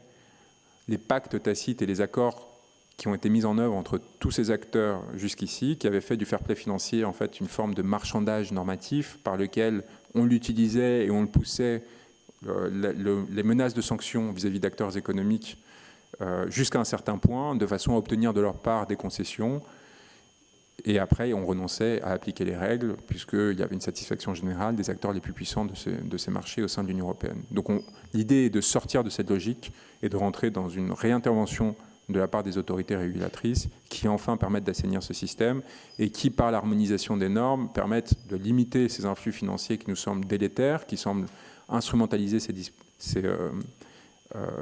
ces marchés et évidemment ces compétitions sportives à des fins politiques et de propagande, qui coûtent la vie à un certain nombre de personnes. On a présenté hier la situation de Tayeb Ben Abderrahmane, qui est une personne, un citoyen français, qui a été arrêté arbitrairement, placé au secret au Qatar, torturé pendant des mois, avant d'être libéré sous condition de rendre des documents dont il était présumé avoir eu accès concernant justement les mécanismes de corruption qui a été mis en place par l'émir et M. El Khelaifi en personne, le protocole transactionnel permettant d'obtenir sa libération et donc la sortie des geôles où il avait été torturé, étant signé de M. El Khelaifi en personne, ce qui dit quand même le sentiment d'impunité qui habite ces individus. Et lorsque j'ai une discussion avec l'AFP sur l'opportunité de couvrir cette affaire, ils ont le culot, et là aussi ça doit être quelque chose qui devrait vous interpeller par rapport à la façon dont l'espace médiatique est régulé et subjectivé de façon à vous faire consentir à l'ordre existant, ils nous indiquent que rien ne leur permet de déterminer à ce stade que M. El Khelaifi était au courant de la détention de M. Ben Abderrahmane au moment où il signe ce protocole, alors qu'il est évident qu'il a été arrêté sur ordre de M. El Khelaifi par peur qu'il diffuse ces informations et qu'il était détenu jusqu'à ce que M. El Khelaifi soit sûr que ces informations ne soient pas publiées, sa libération intervenant le lendemain de la fin du procès, d'une des procédures qui avait été lancée contre M. El Khelaifi en Suisse, et son retour en France autorisé qu'à cet instant-là. Voilà un peu l'exposé que je souhaitais vous faire, qui vous permet un peu d'avoir les raisons qui nous ont amenés à nous impliquer dans ce domaine. Alors évidemment, ça suscite beaucoup de tensions, de jalousie. La conférence de presse qu'on a organisée hier sur M. Ben Abderrahmane a amené pas moins de 3 agences de communication différentes à me solliciter pour savoir où est-ce qu'elles se déroulaient. C'est-à-dire qu'en fait, le Qatar met en concurrence les principales agences de communication de relations publiques de la place parisienne, en même temps pour travailler en leur faveur, pour s'assurer d'avoir toutes les informations qui concernent ces questions extrêmement sensibles et pouvoir après allumer des contre-feux, intoxiquer les rédactions de façon à étouffer au maximum ce genre de sujet. C'est des affaires qui touchent à des responsables politiques de très haut niveau, en l'occurrence cette affaire en particulier, mais de façon plus générale, comme vous l'imaginez, tout ce qui a trait au football professionnel et à l'implication du Qatar en France, et donc qui nous mettent dans une situation de vulnérabilité extraordinaire vis-à-vis de ces appareils de pouvoir. Et donc il nous semblait important, aussi au regard de l'irritation que peut susciter, et j'en le comprends parfaitement, ce genre d'intervention pour les supporters du PSG en particulier, qui croient sincèrement encore dans le fait que cette instance aurait quelque chose qui pourrait les relier à eux. Et c'est là où la puissance symbolique du football joue à plein. C'est-à-dire qu'en fait, vous êtes face à une instance qui est l'une des plus corrompues que la Terre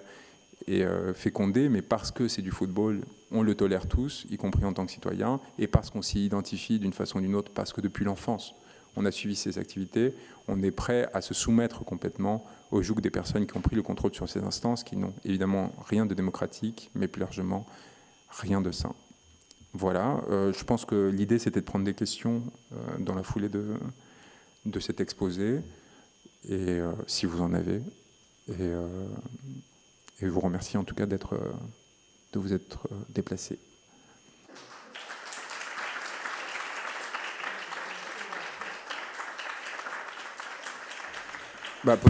Allez-y.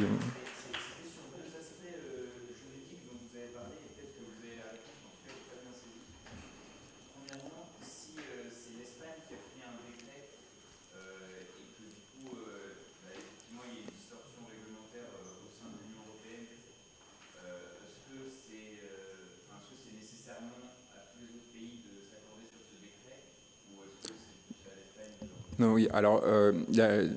le décret espagnol est pris, en fait, on considère qu'il y a une forme de la même façon qu'on considère que l'UEFA agit en délégation des compétences de la Commission européenne, on considère que le système mis en place par l'UEFA est une sorte d'imitation du système normatif de l'Union européenne, et qu'en gros, il y a des réglementations de l'UEFA qui doivent être transposées en droit national. Et le règlement sur l'octroi de licences de club et le fair play financier, c'est comme ça qu'il s'appelle, qui a été adopté par l'UEFA, détermine bien la position de délégataire des ligues nationales, des ligues de football professionnel nationales, au regard de l'application d'un certain nombre de critères qui sont fixés par l'UEFA à l'échelle européenne. C'est-à-dire qu'en fait, l'UEFA fixe des critères sur le fair play financier. Il y a eu plusieurs étapes, mais disons en gros depuis 2011. Et à partir de là, elle considère que les instances nationales doivent s'assurer de leur transposition en droit interne et de leur contrôle et de leur application. Et donc il y a 2 niveaux de contrôle au fair play financier, théoriquement. Il y a celui qui est exercé par l'UEFA, donc il y a une chambre d'appel qui à la fois une chambre d'instruction, puis après une chambre de jugement. Et il y a au sein des instances nationales, et donc c'est par exemple le cas en France de la DNCG, qui a pour fonction de contrôler un certain nombre d'éléments relatifs au fair play, non seulement nationaux, tels que ceux que je vous ai décrits concernant le ratio de 70%, et un deuxième dont l'application a été décalée à la saison 2023-2024, alors qu'elle a été adoptée en 2019, mais également, c'est dans les statuts, elle a pour fonction de s'assurer du respect des critères et indicateurs qui ont été établis par l'UEFA. C'est dans les règlements à la fois de la LFP et de la DNCG. Et donc, ils ont une fonction délégataire, en fait, et c'est cette fonction qui est défaillante, qui est volontairement non appliquée, et qui fait que même si la violation par le PSG de ces critères de FPF a été acquise, par exemple, cet été, une nouvelle fois, ce qui a amené à un protocole adopté par l'UEFA. Je ne sais pas si vous avez vu ces informations. La DNCG n'en a pas tiré conséquence. Dans la DNCG, c'est la Direction nationale de contrôle et de gestion des clubs, qui est une sorte d'instance créée par la LFP pour s'assurer de la santé financière des clubs français, avec une grande efficacité, comme on l'a vu notamment avec Bordeaux. Et donc, on est sur une situation où il y a une violation systématique de ces obligations de la part de l'autorité de contrôle national. C'est pour ça qu'on a fait aussi appel au tribunal administratif, alors sans espoir, hein, parce qu'on sait comment fonctionne la justice administrative, mais symboliquement et aussi pour pousser dans ces contradictions les instances internes. Et j'avais un autre élément de réponse à vous apporter, mais je l'ai perdu.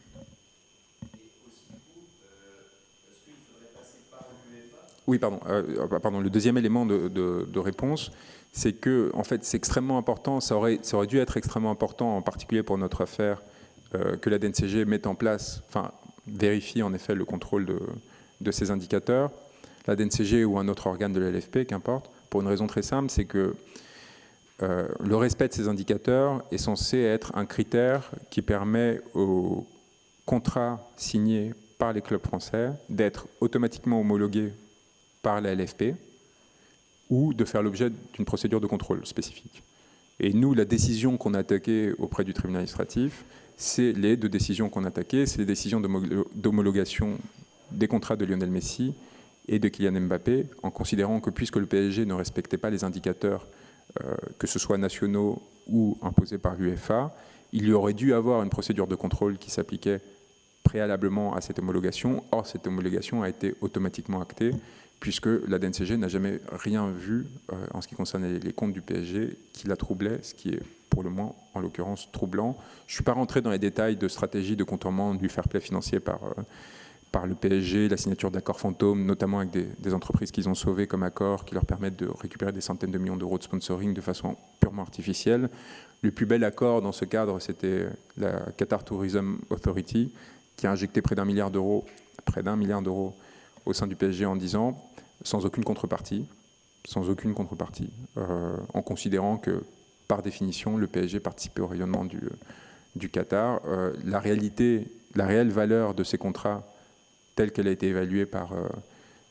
l'UEFA après un contrôle par 2 cabinets de consultance indépendants, était de quelques dizaines de millions d'euros. Et en fait, évidemment, dans cet écart, existe quoi ? Une tentative de creuser, de combler le creux qui avait été créé par l'absence de ressources d'un club qui, encore une fois, lorsqu'il est racheté par le Qatar, était un club parfaitement inexistant à l'échelle européenne et a fortiori mondiale.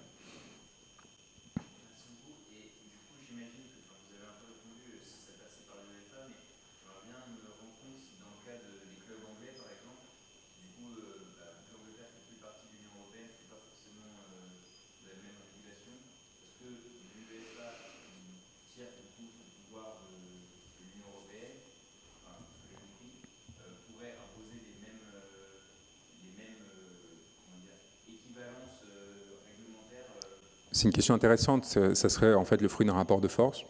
qui consisterait à conditionner l'accès aux compétitions organisées par l'UEFA ou par quelconque organe délégataire qui s'y substituerait au respect des critères établis par la Commission européenne. Et donc à partir de là, évidemment, dans une situation où les principaux marchés du football sont encore au sein de l'Union européenne, une capacité, à mon avis, assez limitée de la part du Royaume-Uni d'essayer d'en échapper, si en tout cas ils continuaient à vouloir tirer des ressources de leur participation à la Champions League, à l'Europa League, et ainsi de suite.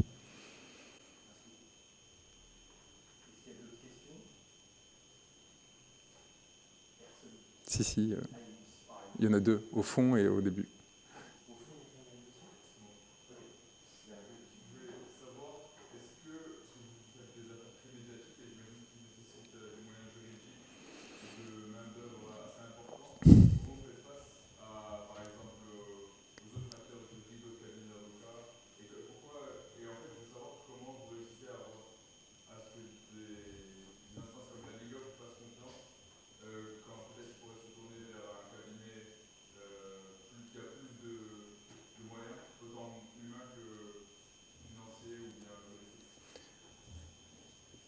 C'est une question extrêmement importante, mais alors qui dépasse très largement le cadre de cette affaire, parce qu'au contraire, cette affaire, de façon miraculeuse, alors qu'encore une fois, on travaillait de façon pro bono dessus pendant près d'un an, ce qui était quand même particulièrement singulier au sein du football, des milieux du football. Je pense qu'on nous regardait un peu comme des extraterrestres, et c'est pour ça qu'on a essayé de... Enfin, on s'est un peu foutu de notre gueule au début. Et ce qui a amené évidemment à des approches, une fois qu'on a obtenu l'audience auprès du tribunal de l'Union européenne et qu'ils ont commencé à se dire, bon, bah, tiens, qu'est-ce qui se passe, à des tentatives de récupération, d'instrumentalisation, voire pour le coup de corruption. Honnêtement, je pense que le droit de la concurrence, c'est quelque chose d'assez bête. En fait, c'est très mécanique. C'est beaucoup de choses à intégrer et à absorber, mais qui requiert un effort en termes d'intelligence qui n'est pas extraordinaire et qui permet en fait, par le raisonnement, de contrebalancer les puissances qui vont être mobilisées en face, qui vont certes avoir des ressources extraordinaires, mais qui vont réfléchir dans un cadre déjà déterminé. C'est-à-dire qu'en fait, il y a très peu de personnes qui, à mon sens, auraient eu l'intuition de mobiliser l'article 116 du TFUE sur une affaire comme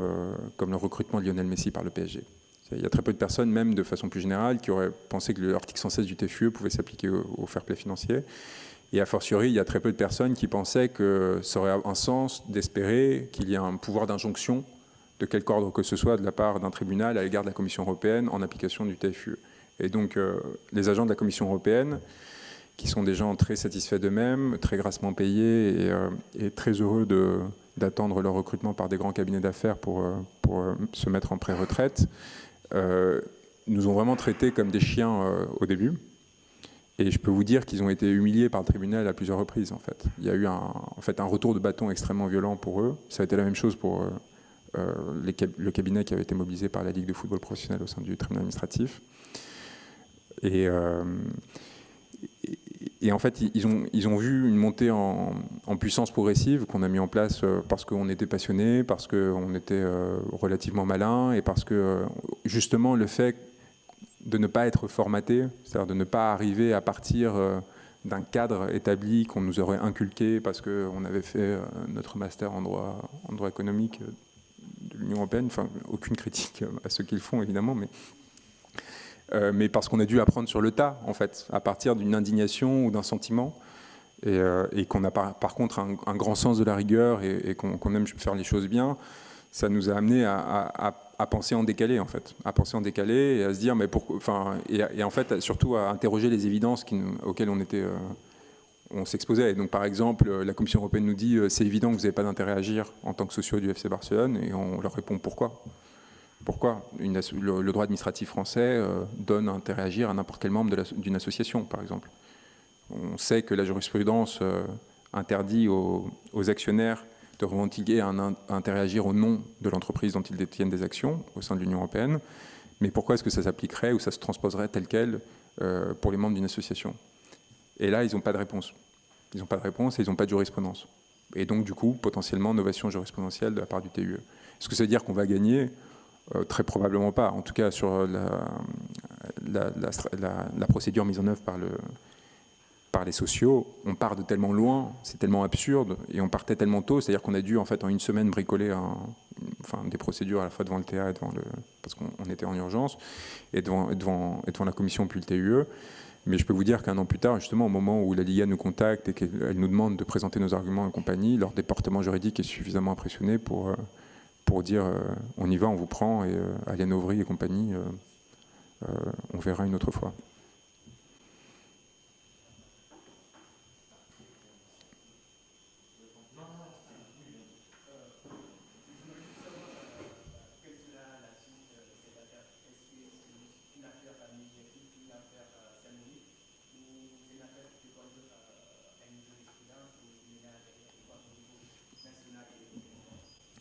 Si on est présomptueux, on espère un nouvel arrêt Bosman, mais inversé.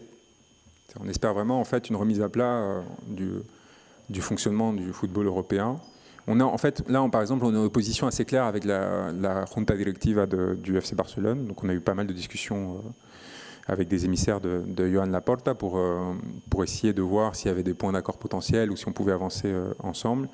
Et eux, ils sont dans la perspective strictement inverse, en fait, ce qui se comprend depuis leur perspective. C'est-à-dire qu'eux, ils ont un club en quasi-faillite et il faut qu'ils trouvent des solutions de très court terme. Et donc, ils disent, nous, notre solution, c'est Super League, c'est-à-dire, en fait, accroissement encore de la financiarisation du football européen, accroissement de l'investissement capital pour obtenir un accroissement des ressources à l'échelle européenne, mais aussi mondiale, ce qui nous semble complètement illusoire, alors qu'on est à la veille potentiellement d'un éclatement encore une fois, je pense qu'on n'en est pas loin du projet européen, mais même de façon plus générale, d'une crise générale et notamment d'une désaffection massive de la part des supporters du fait de leur incapacité à suivre en fait les exigences économiques qui leur sont imposées pour continuer à être des supporters. C'est-à-dire que le football prend racine dans le fait d'être un sport populaire. Et si on interdit de façon si excessive ou qu'on met des barrières d'entrée à chaque fois croissantes et qu'on crée un décalage si important entre la population et les acteurs économiques et professionnels de ce sport, on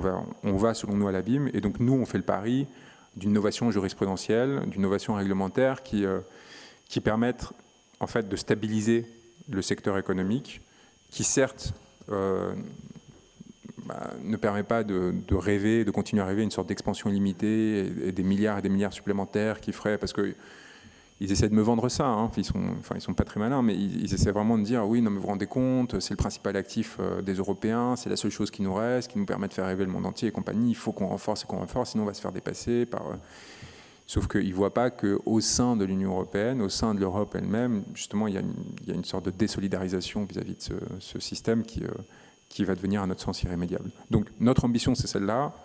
On y croit sincèrement comme en tout ce qu'on fait. Et je pense que c'est ce qui nous donne une force importante, ce qui aussi nous fait passer pour des fous auprès d'un certain nombre d'interlocuteurs et nous vaut beaucoup de violence quand ils se rendent compte qu'on devient potentiellement dangereux. Mais on y tient vraiment et on tient vraiment. Et ça a été un enjeu au moment où la Liga a décidé de faire de nous leurs clients, de comment préserver, je ne sais pas si la pureté, mais en tout cas l'entièreté de notre engagement. Et par exemple, on a maintenu tous les arguments qu'on avait mis en œuvre sur le premier recours. C'est-à-dire qu'on ne nous a pas demandé de renoncer à ce recours d'une quelconque façon. Et on essaye de ne pas devenir des instruments de lutte de pouvoir qui feraient qu'in fine, à un moment donné, on nous demanderait de tout retirer à la dernière minute parce un énième accord aurait été trouvé. Donc on essaie de cranter les choses progressivement et on a l'impression que nos clients nous suivent, qu'ils sont prêts à nous suivre. Ils nous ont engagés pour une durée de plusieurs années. Ils veulent nous confier de nouveaux dossiers, y compris sur des questions qui ont trait justement à des questions satellitaires, donc notamment sur les droits télévisés, etc. Donc a priori ça se passe bien et de notre côté on n'est pas embarrassé par ce qu'on fait. Voilà. Après il y a toujours une question quand vous entrez dans une institution judiciaire. C'est évidemment la subjectivité est immense, contrairement à ce qu'on essaie de vous faire croire à l'école. La capacité à incarner et à représenter un poids qui soit potentiellement, sinon menaçant, du moins suffisamment important pour forcer la prise en considération de vos arguments par la justice, n'est pas chose évidente. Et c'est sûr que le pari que l'on fait d'une radicalité à tous les niveaux peut desservir, notamment sur les juridictions qui sont les plus asservies. Et c'est évidemment le cas de la juridiction administrative en France, dont vous savez évidemment à quel point elle est liée aux intérêts politiques et étatiques de ce pays. C'est très intéressant, je vous suggère de faire l'expérience au TA, au tribunal administratif de Paris, ils ont mis une petite borne où vous pouvez consulter les dernières décisions rendues. Et vous pouvez en fait faire défiler comme ça. Et c'est génial parce que c'est rejet, rejet, rejet, rejet, rejet, satisfaction partielle, rejet, rejet, rejet, rejet, rejet, satisfaction partielle. Et évidemment, on vous fait étudier les quelques arrêts ou décisions qui vont dans l'autre sens et qui du coup créent un peu d'excitation. Mais la réalité quotidienne de ces institutions, c'est quelque chose de complètement aberrant.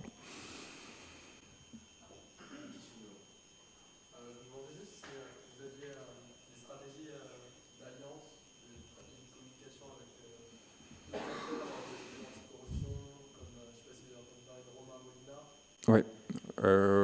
Non, on n'a pas envie de...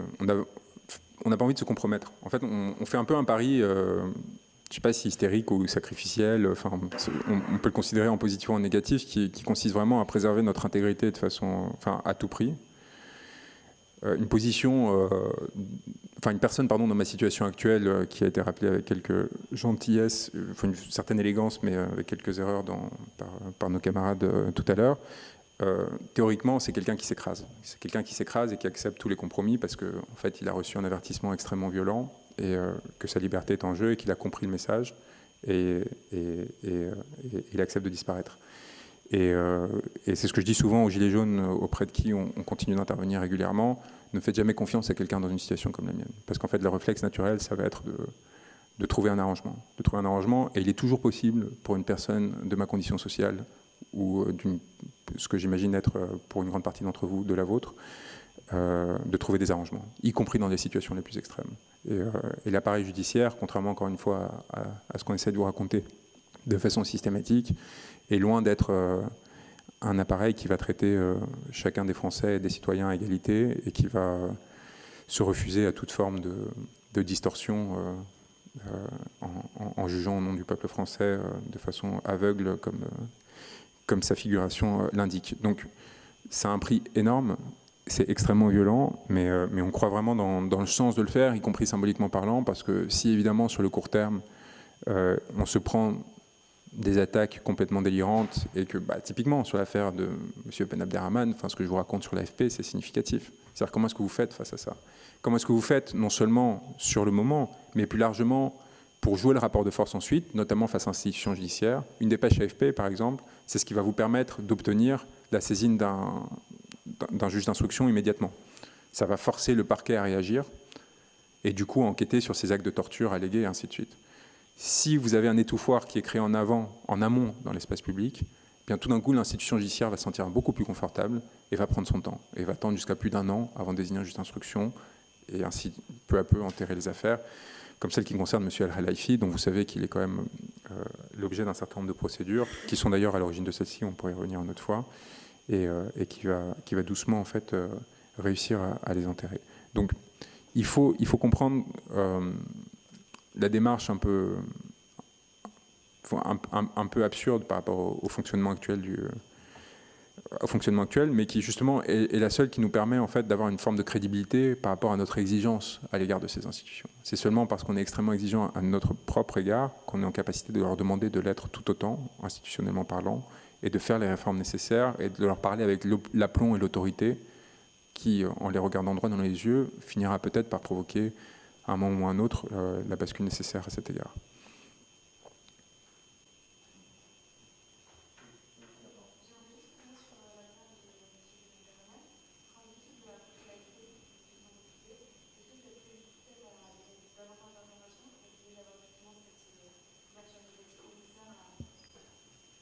Alors, c'est intéressant, attends, je suis pas en train de, c'est pas l'AFP, je suis pas en train de, c'est à titre d'exemple, parce que en fait des exemples comme ça vous en avez plein. Donc ils viennent à la conférence de presse, ils ramènent l'AFP TV pour filmer, pour la diffuser à l'échelle mondiale et compagnie. Ils sont prêts à lancer tout le truc, ils posent des questions, ils trouvent ça très intéressant, etc. Et donc ils finissent par nous opposer cet argument qui consiste à dire mais comment déterminer que le ministre du Qatar était au courant que la personne avec qui il signe un accord transactionnel était détenue au Qatar au moment où il le fait. Vous comprenez que soit il y a une intervention hiérarchique, l'AFP quand même, dépend quasi exclusivement de subventions de l'État. Faut quand même. Alors c'est important. Pourquoi est-ce que je parle de l'AFP? Parce que pour ceux qui ne sont pas sensibilisés au fonctionnement de l'espace médiatique, il y a 3 ou 4 agences dans le monde. C'est ce qu'on appelle des agences. Donc l'agence France Presse, Associated Press, et Reuters notamment, c'est les 3 principales. Après, il y a des agences un peu plus spécialisées comme Bloomberg et compagnie, qui en fait ont des journalistes dans le monde entier et qui sont chargés de recueillir de la manière la plus objective et neutre possible des informations et vérifier et de les dispatcher contre abonnement dans les rédactions du monde entier. Donc en fait, une grande partie du travail des rédactions n'est pas du tout d'aller chercher l'information à la source, mais à partir de la matière première qui leur a été donnée par ces agences, de créer un traitement journalistique, d'introduire leur subjectivité, de compléter avec un certain nombre d'informations supplémentaires. Et je pense que 90% des choses que vous lisez, en fait, provient de ces agences. Donc si ce que vous essayez de rendre public ou de faire connaître n'est pas relevé et relayé par l'une de ces agences, ça va être très compliqué pour vous, ne serait-ce que de s'assurer que les journalistes sont au courant de ce qui est en train de vous arriver. Et donc, évidemment, a fortiori, de s'y intéresser, d'interroger les autorités, de les mettre en position d'avoir à argumenter, de se justifier, et donc, finalement, de les amener à transiger, à dire, bon, ok, en effet, on va s'occuper de cette affaire, alors qu'en fait, on n'avait pas du tout envie, parce que ça touche à des gens hyper puissants et que ça va nuire à notre carrière. Et donc, c'est extrêmement... Ces gens qui travaillent au sein de ces agences ont une puissance extraordinaire. En fait, ils invisibilisent ou ils visibilisent. Moi, par exemple, vous avez mentionné le fait que j'avais gagné un procès contre Emmanuel Macron, donc il avait porté plainte personnellement avec Brigitte Macron contre un gilet jaune qui avait eu l'indécence de se baigner avec un homard gonflable devant le fort de Brégançon. J'ai gagné ce procès. Je peux vous dire que quand la présidente du tribunal correctionnel rend la décision, elle a les mains qui tremblent et le regard figé sur moi en mode « qu'est-ce qui va arriver dans la suite de ma carrière ?» La correspondante AFP est présente. Pas de dépêche. Pas de dépêche, pourquoi ? Parce que la décision nous est favorable. Et parce que c'est extrêmement humiliant pour un président de la République d'avoir porté plainte contre un gilet jaune qui par ailleurs était sans domicile fixe, parce qu'il se sentait diffamé, parce qu'il s'était baigné devant le fort de Brégançon avec un homard gonflable. Enfin, il y a quelque chose de tellement indécent que c'est quand même... Donc voilà, pas de dépêche. Donc du coup, évidemment, ça change tout. Ça change tout non seulement directement, parce qu'en fait, mais aussi indirectement, parce qu'en fait, cette information n'étant pas connue, ne se répercutant pas sur les encyclopédies en ligne, enfin, il va y avoir tout un effet par ricochet comme ça, hein, qui, cumulé, va finir que vous allez vous construire une image à la fois du pouvoir politique, de ses opposants, et puis généralement de la situation générale dans laquelle vous inscrivez, qui va être nécessairement orientée par les décisions qui vont être prises sur le fondement d'arguments tels que celui que je vous ai présenté, en l'occurrence à titre d'exemple, mais ce qui vous permet de comprendre quand même à quel point les enjeux de pouvoir sont fondamentaux dans ce qu'ils décident de rendre visible ou de ne pas rendre visible. Et donc dans ces circonstances, en l'occurrence, souvent moi j'explosais parce qu'en fait ça me rend tellement furieux que je décidais de... Et là, parce que je pense que la situation de mon client le justifie, parce que l'argumentaire ne tenait tellement pas, j'ai réinsisté très cordialement, donc j'ai fait l'effort, j'ai re-rencontré, j'ai réexpliqué les choses, j'ai essayé de... La réaction de 90% des gens qui sont concernés par ces agences de presse et qui sont à l'extérieur de presse, c'est de passer un coup de fil au supérieur hiérarchique. Et moi, justement, parce que j'ai refusé de rentrer dans ces dispositifs de pouvoir, je me refuse à ce... Donc, j'accepte cette soumission à cet ordre qui est parfois complètement délirant, mais justement pour éviter de rentrer dans des liens d'interdépendance qui, après, pourront m'être exigeants en retour ou pourront m'être... Et donc, à l'horizontale, vis-à-vis de ce journaliste, j'ai fait tout un travail, entre guillemets, pour reprendre un terme macronien, de pédagogie, pour essayer de lui expliquer à quel point ça me semblait irrationnel. Je ne vais pas dire ce que je pensais. C'est-à-dire qu'en fait, là, l'AFP, ce qu'elle était en train d'essayer de faire, c'était d'essayer de couvrir une affaire de torture contre un citoyen français. Ce qui est quand même un scandale énorme et qui, en soi, devrait produire du scandale et devrait produire au sein des médias d'information des débats sur pourquoi et comment ça se fait, ainsi de suite. Donc j'ai décidé de ne pas rentrer dans un truc confrontationnel et donc on verra si éventuellement il décide de le faire. Mais c'est très clair que selon que vous soyez d'un côté ou de l'autre du pouvoir, vous allez avoir une capacité à visibiliser vos succès et à invisibiliser vos échecs qui va être proportionnel à votre influence et à la crainte que vont avoir ces appareils d'information des décisions que vous prendrez. Oui.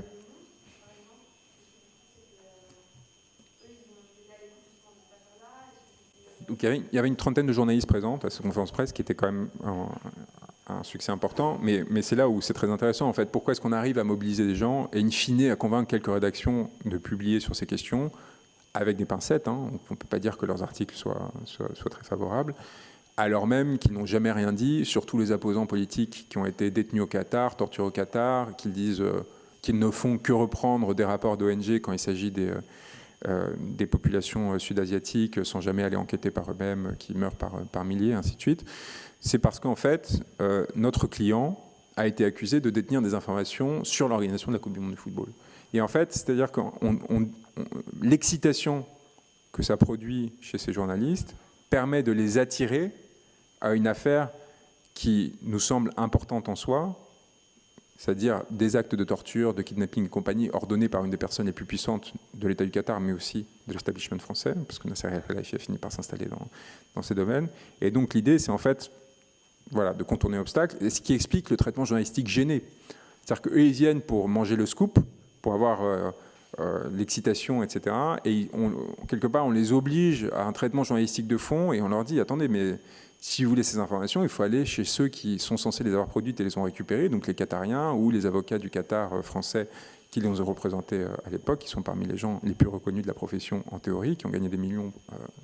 en cette affaire, en forçant une famille à se soumettre de façon extrêmement humiliante pour obtenir leur rémunération. Et vous ne devez pas vous attendre à ce que mon client finisse de se sacrifier de façon définitive, voire en fait se fasse tuer pour satisfaire votre excitation libidinale de l'instant. Faites votre travail, protégez-le, exposez les faits dont il est question, exposez les faits de torture, démontrez que vous êtes capable de visibiliser ces excès de façon à ce que lui-même puisse se sentir en confiance et se dire « il ne va rien m'arriver si demain ça sort ».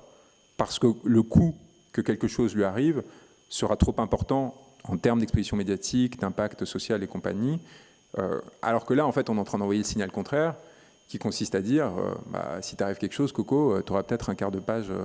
dans Le Monde, puis après tout le monde t'oubliera, et donc du coup, en fait, ils n'auront pas peur de le faire. Ils n'ont pas peur de vous intimider, de vous piéger, et ainsi de suite. Donc voilà, on est sur ce qui est finalement un rapport de force, en fait. Enfin, malheureusement ou heureusement, l'espace médiatique est un champ de pouvoir. Il est traversé de milliers de champs de pouvoir contradictoires et il sert de relais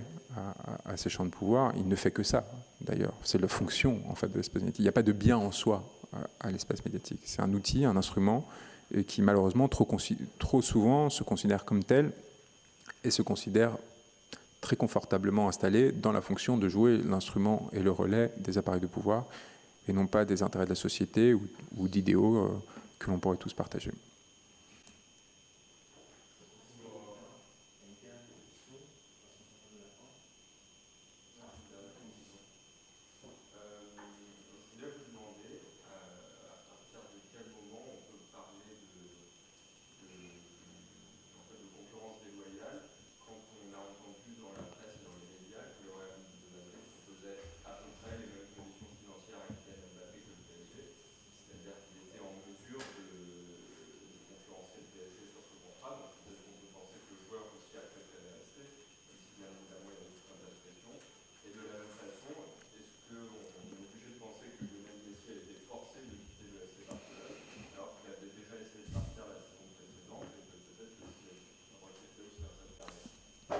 Alors, sur la question de Lionel Messi, les dernières révélations quand même tendent à montrer que l'appétit de gain incommensurable de la part de son entourage faisait qu'en effet, il était en train de forcer une disposition, mais qui ne pouvait être forcée que parce que des clubs comme le PSG existaient et qui lui permettaient en fait de négocier son départ, en tout cas, négocier des contrats à la hausse sous la menace, sinon, d'un départ vers l'un de ces clubs qui, eux, pouvaient de façon illimitée le rémunérer. Donc ça joue quand même un rôle très important, même si l'intention réelle de Lionel Messi n'aurait été que de gagner le plus d'argent possible, où que ce soit, en complète indifférence à tous les autres facteurs. Sur la première de Kylian Mbappé, c'est justement la question, c'est la nature structurelle de l'absence de concurrence loyale qui fait que, y compris lorsque, au prix d'énormes efforts, le Real Madrid réussit à s'approcher de l'offre mise en œuvre par le PSG, celui-ci peut s'aligner, parce que c'est à l'inverse, c'est dans ce sens-là que ça s'est fait, peut s'aligner sur l'offre du Real Madrid sans aucune difficulté, voire la surpasser quelque peu, et finir par emporter le morceau, sans faire le moindre effort, pour le coup, de son côté, parce qu'en fait, c'est des millions et des millions qui affluent de façon illimitée, et tant que l'appétit des émirs et du club ne sera pas satisfait. Donc on est sur une situation de mise en tension structurelle ahurissante des clubs traditionnels qui ne peuvent pas suivre, qui ne peuvent suivre que jusqu'à un certain point, et le point plus 1 permettant à l'autre de systématiquement l'emporter, en l'occurrence au club qui, lui, bénéficie de financement illimité. Donc en fait, c'est pas parce que ponctuellement le Real Madrid a eu la capacité de s'approcher des capacités concurrentielles du PSG, que structurellement, il n'y a pas un problème qui écrase sur le moyen et le long terme, parce qu'en plus, toutes les conséquences indirectes sont énormes. Évidemment, la perte de rayonnement pour la Liga par rapport à ses compétiteurs devient de plus en plus importante à mesure que le PSG accumule des joueurs et du coup, artificiellement, crée de la valeur et des ressources qui lui permettent se développer et ainsi de suite. Enfin, il y a les autres facteurs qui indirectement aussi nourrissent cette situation. Je pense que les non-ressources, enfin la perte de ressources potentielles pour la Liga du fait du non-recrutement de